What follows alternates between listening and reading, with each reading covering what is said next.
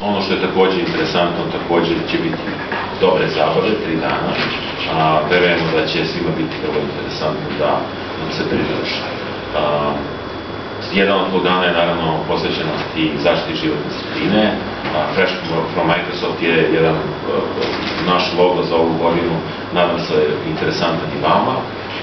Puno smo govorili o očuvanju naše okoline, o zaštiti života, onih koji se bave u industriji i u privatnom životu kompjuterima, kako mi možemo kao informatička kompanija da pomognemo tome.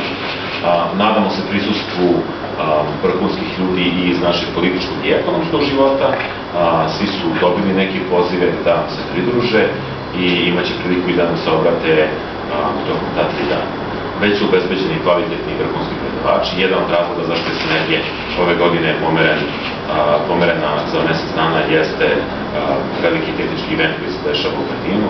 Posle njega će raspoloživost naših vrhunskih predavača biti veća. To je jedan od razloga zašto se danas bude opisana za Sinergiju. Nadam se da će biti dovoljno broj pitanja i posla, da odgovorimo na njih. Ovo je, da kažemo, kratko predstavljanje nekih lepih dana koje očekujemo sredinom novembra.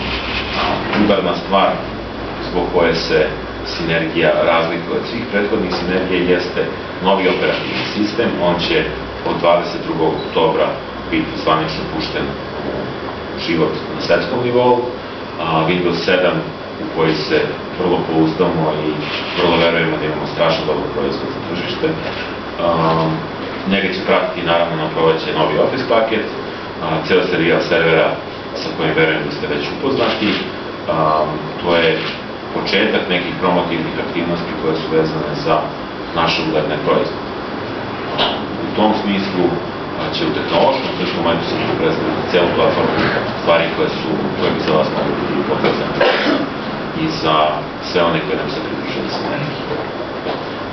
Borko Kovačević je direktor Sinergije za ovu godinu, nove mlade snage u Microsoftu, posvećene novim tehnologijama, pa eto, toliko od mene za sada, kasnije možemo da porazgovaramo samo što vas zanima. Borko, izvoli malo više o detaljima nekih vezano za ovu godišnju Sinergiju.